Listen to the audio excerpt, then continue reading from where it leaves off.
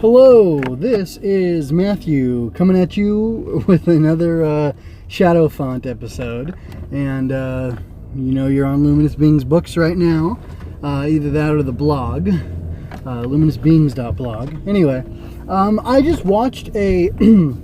You have to excuse me, I'm in the car again recording, so hopefully it's not too noisy, but I tested it, seems like it'll be good. Anyway, I just watched a really nasty, kind of mean-spirited review of the Power Rangers movie that came out in 2017, and it reminded me, hey, I just saw the Power Rangers movie, and I actually, I had a good time with it.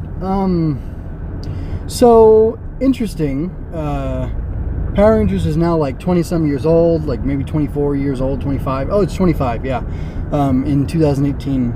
And it's something I watched as a kid and something I stopped watching for a while, and then I watched it again some more, and then I got into the Japanese versions of it too, because it's actually like a 45 or 46, I think by now, 46-year-old ongoing television show from Japan. Anyway, so, yeah, I'm not going to focus on the other person's review, again, because this isn't a review, this is me talking about the things that I saw in it, and I guess the things I get from Power Rangers in general, and the stuff I'd like to emulate or not. And I guess I want to start by saying, so Power Rangers is a kid show, it's a goofy kid show, lots of silly stuff happens. In the original series, well, okay, let me put it this way. It's a kid's action show. Sometimes it gets serious for that show, for the genre it's in, but it's always kind of campy and wacky and goofy and fun. And Super Sentai's the same way. You listen to some people they'll tell you Super Sentai's, superior to Power Rangers because it's not for kids. It's still for kids. It's for like a different culture's kids, but it's still for kids. So there's, goofiness and silliness and jokes. Some characters exist only to be jokes and stuff. So, that's not atypical. Anyway, but it's made for kids. And I saw the movie was coming out, like in 2015 probably. I knew of it coming out just because the places I hang out online, I get information like that early on. And they're like, oh, okay, that's interesting, I'm not really interested in the current show. I tried to watch when Saban, Chaim Saban bought it back, and they were doing the shows, and I didn't like it, and I have a big problem with the way things air on TV nowadays. Like Nickelodeon aired it in a weird way where they'd show like a couple episodes, and then it would break for like a month, and then they'd show a couple more episodes, and then it'd break for like another month. So in the first season that they came back, it was really 2 seasons, but it was like 4 10-episode stretches all together, but they were spread out over like 2 years. So I was like, I have no interest in this anymore. Like, this is too hard to watch. Like, I have to work at it to watch this show. I will get to the movie. And then kind of Clone Wars, I have that same issue. So, I don't know. I'm not always consistent with how the funny thing is, I'm not consistent with how often I get out my creative work, but I've got a full-time job. I've got a family. I've got all these other things I need to do as opposed to doing, my creative work. I would like to think if I was getting paid to do the creative work, if I was the network executive or whatever, I'd say, hey guys, you know what? This is what I want you to do. I want you to take whatever time you usually do over the course of a year to work on a show, and I want you to work on that show that's going to air from, month 6 to month 10, or, month 6 to month 12, and I want you to work on that through month 1 through 6, and maybe take a couple breaks in there, get the whole show done, possibly, if it's a show I believe in, and then make it.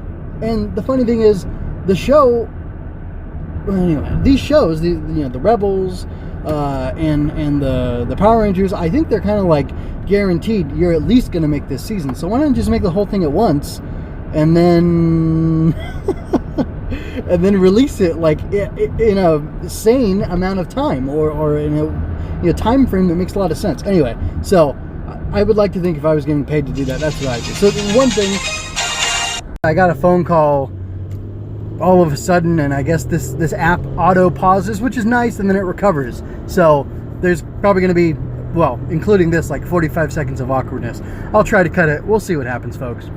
I'm not a magician, not a wizard. Anyway, if I end up becoming a creative professional, I would like to have things come out in a nicer way, in a packaged kind of drop it on Netflix and people can stream it type way. And maybe that will mean, every year you get 10 episodes, or you get 10 episodes this season, or in this season of the year, and you get 10 episodes at a season or two later, and that's just how it is. I don't know, whatever, but that makes a lot more sense to me, and that's more enjoyable for me as a viewer, listener, whatever I am of your content. Anyway, especially if you're getting paid for it, man. Anyway, so I will stop that and I will talk about this Power Ranger movie. Being that Power Rangers is for children primarily, when I started seeing things come out for this movie that it looked like it was going to be edgy and adult and made for grown-ups, I thought that's a little bit strange. I definitely felt like some of the tone of like maybe season 6 or 7, which was Lost Galaxy, I think. Like there were like space bars, like the cantina from Star Wars practically, and like you followed a bad guy and she did a bunch of cool stuff there, and like I don't know, like you had basically like bar fights and things like that. And I was thinking like, well, isn't that like come on guys, like you within Power Rangers, the show for children, you have the tone has been hit of being kind of edgy or whatever for kids. And I thought like, well, why not just make a whole movie that's like that as opposed to going like adult? But I mean, the good thing is they didn't actually go adult. I mean, yeah, there was cussing and what was there? I mean, some of the content, some of the topics that were covered were kind of racy. Like a girl took a picture of another girl and like sent it to somebody, and kind of like a school bullying thing, and it was a compromising photo, let's call it. And like obviously that's not cool, and that's not really a kid-friendly topic. Although I mean, if that stuff's happening with 11-year-olds in public schools, I don't know why public schools exist. They should be abolished and you should get your kids out of there. But that's not my point either. Anyway, so I didn't think it was overly adult, except for the little bit of cussing in there, and some of those things. It felt kind of like earnest and real. It was very much, and the reviewer, who was angry man reviewer, angry that he has to review these types of movies and people give him money for it. Anyway, sorry. He compared it to John Hughes films, and I agree there was a little bit of a Breakfast Club feel there. I think that was John Hughes. I'm not an expert, and I don't care to be, because I liked The Breakfast Club, and I liked Ferris Bueller, and if those were or were not made by the same guy, it doesn't really matter to me. I don't follow his catalog. I don't follow anyone's catalog necessarily. I haven't even seen every George Lucas film, and I really like those Star Wars movies he did. Anyway, so the thing is, it felt very, I don't know, like I've got kids. I'm 30, so I was in high school, like 12, 13 years ago. Like it felt like real life to me, like kind of disaffected youth. One of the most interesting things about it is that like all the characters get an arc, and they get an arc as a team. And I've heard this as a complaint, but I think it was a good thing. That the movie's about 2 hours long, and for like 30 minutes the kids are actively Power Rangers, and it's Billy, Zach, Trini, Jason, Kimberly, whatever. They are actively Power Rangers for like 30 to 35 minutes. However, for more than that, they're training to become Power Rangers, and in their training and their failing to be Power Rangers, you get to spend a lot of time with them and see different aspects of them. And I really like that. It almost felt to me... Oh, and I got to say one more thing. Okay. I hate doing this. I got to go back to this reviewer. I'm not going to say who it is because that's tacky. And I already left a... Well, anyway. It wasn't a nasty comment because I don't like to do that. I like to be constructive. It was kind of snide. I told him to check his privilege. Anyway. So... Pacific Rim came out, I don't know, 4 or 5 years ago, so like definitely like 3 years before the Power Ranger movie came out. Could be even longer, I'm not sure. Pacific Rim by Guillermo del Toro, who, well, it was like, it wasn't a good movie. I did not enjoy it. As somebody who casually likes Godzilla, but not really, someone who's never really watched Ultraman, except for like the weird version of it with the Lawrence brothers in the 90s where they're in the internet or something, I think. Super Samurai. I don't know. I've seen a lot of stuff tangential to what Pacific Rim was doing, which is kaiju, which that's the Japanese name of the genre, I guess, of what Godzilla is and other creatures like Godzilla. And there's a long tradition in Japan of like Godzilla was a serious movie and that's cool. But then after that they were like, hey, let's have fun with this and like let's have giant monsters fight each other. And Power Rangers has a lot of that because there's the giant monster or the monster that is made to grow or whatever to grow after it gets defeated, and then it becomes giant, and then the kids all get into their combining robots and then they fight it. So Pacific Rim was basically that, except for it's a single robot with two pilots who are linked in this like nifty way, I guess. Anyway, that movie, like with the dude who was like the kaiju fanboy, and like, I don't know, just like all the sensibilities of it felt like really weird to me, and I didn't like Pacific Rim like at all. Really. I watched it and I was like, wow, I'm sure glad I didn't go to the theater for that. I watched it at home and anyway, that was a thing. Anyway, so like this reviewer enjoyed Pacific Rim very much, partially because of Guillermo del Toro, because he's an auteur or whatever, and people really like him. I've liked a thing or two he's done, but I'm not like a big fan specifically. I wouldn't watch anything because it's him. I'd watch it if it interested me. Anyway,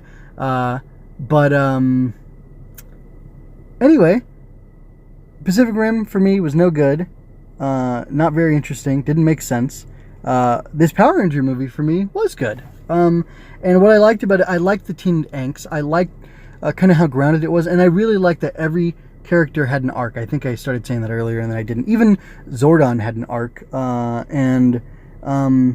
like he had to become a leader and a mentor in this story, and I liked how that was done. And I really, honestly, I'm going to be repetitive. I really like the struggles that everybody went through. And the cool thing was, without saying it, the characters all basically had to be less selfish. And they had to think about each other and really connect to each other and care about each other before they could become the Power Rangers and get their armor specific. Like, so they're superhumans now because of these power coins or whatever that are the source of the Rangers' power that helps them tap into this morphing grid thing. Anyway, but it was cool. Like, once they like stopped being selfish, and it actually took like a death-defying moment, you could say, to really make it happen.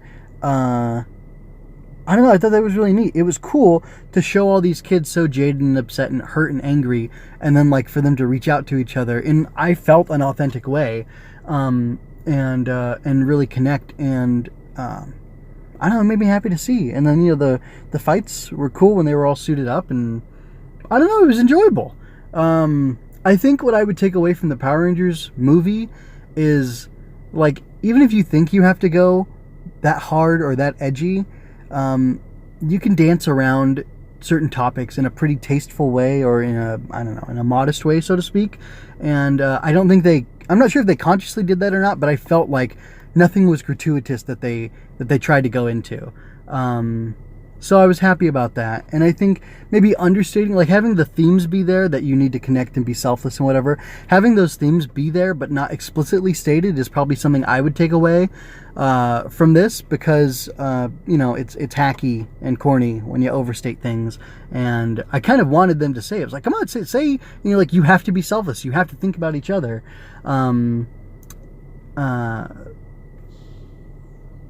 But they didn't, and I think it was probably better for it that they did not do that. So I don't know. And it's almost kind of like, don't be afraid to take something and genre age it up. I really liked that it was not dripping with throwbacks or what's that thing? Oh, nostalgia. I was really proud of the filmmakers and the scriptwriter and everybody for like not making it just reference after reference after reference. Although they did do something which is, I think, semi-nostalgic, which was they like made little footholds or callbacks to sort of like vague allusions to things from other seasons. And I could almost see because I had heard that they wanted to do a film series. I could almost see, oh, well, based off of this, they will be able to do a film series and just change it and evolve it over time. And it'll make sense that it'll be iterative, whether or not this cast of characters comes together anymore or not. And I thought that was pretty interesting. And then there was also this, I don't know, there was an interesting thing where it's like a slow burn origin story. And like, I would assume because they all had them in the show, that all these Power Rangers are intended to have weapons, and specifically Red leader Jason Scott, he's able to get a sword. Like, he forges a sword out of being, you know, more selfless or whatever, which is cool. I mean, that works for me. I love that kind of stuff. And he like leaves it in the ship that's the command center, and Zordon's like, hey, don't you think you should be taking that with you? I was in that show about drugs. Sorry, that's my Bryan Cranston impression. And yeah, Jason's like, oh, well, I think I'll leave it here for now, and I'm gonna go, or whatever. So it, I don't know, like, something about that I really appreciated. Like, hey, this guy used to be selfish and like disaffected and really angry, and now he's a little more broad and willing to embrace the world. And he's like, yeah, you know, I can keep this thing, but like, maybe I don't, like, maybe that's not what my life needs to be right now. But I kind of got the feeling of trust from him, even though he was just like such an irascible jerk at first, that like, no, he was kind of always good-hearted, because he stopped a bully and stuff. But anyway, I got a good feeling that, like, yeah, this guy is willing to come back, even if the actor isn't. Like, his character is willing to come back and like join that fight again if and when he has to. So I thought that was pretty cool. So I guess, I don't know, maybe there's just a job well done on his part, on the writing, on the directing, on all of it. Anyway, I should get going. That was all. If you enjoyed this, go ahead and give me a thumbs up, and you can also subscribe and ring the notification bell to get a little chirp or buzz or notification sound anytime that I put out another one of these. Be well, and thank you for listening.